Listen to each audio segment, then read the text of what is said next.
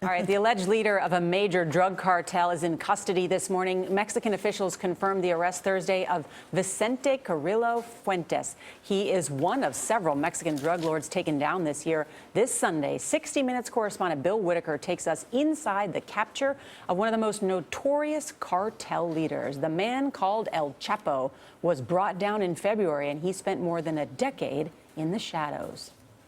They had not only transportation, they had manufacturing, they had domestic and local distribution channels. Very sophisticated with narco subs, with shipping vessels, with 747s, with private vessels, with tractor trailers, rail cars. The drug cartel was run like a Fortune 500 company.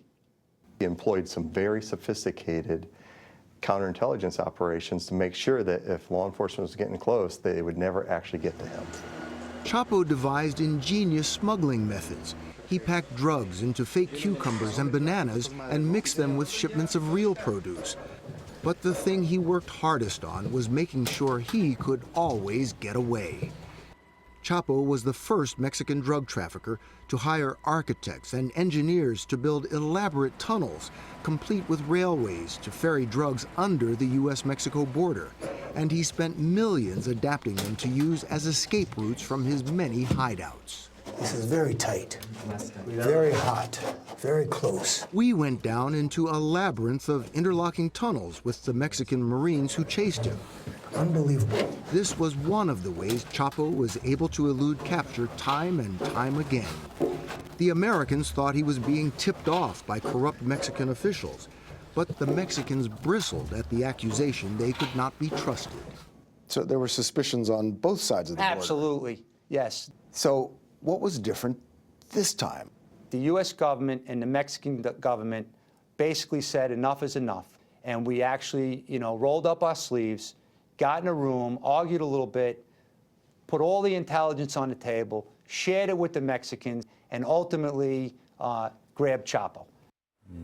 Bill Whitaker joins us now from Washington. Good morning, but looking forward to watching this whole piece. Fascinating. So he was the most wanted man in the world? The most wanted man in the world.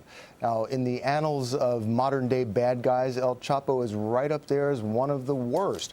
He is responsible for putting more drugs on the streets of American cities, more methamphetamines, more cocaine, more marijuana than anyone in history. And in his quest to dominate the Mexican drug trade, he triggered a drug war that took the lives of tens of thousands of Mexican citizens. So this was a bad guy. He was also a guy that built a huge operation, as you point out. The drug cartel would have been a Fortune 500 company. How big was it? By selling all these drugs on pushing them across the border into the United States, it made him a billionaire. He was listed on Forbes, in Forbes magazine as one of the richest men in the world. And when we went down, we saw that he lived rather modestly, if you see the houses that he built. But we also found that he was plowing much of that money into his elaborate escape network of tunnels that went under the city of Culiacan, which was his headquarters in the state of Sinaloa.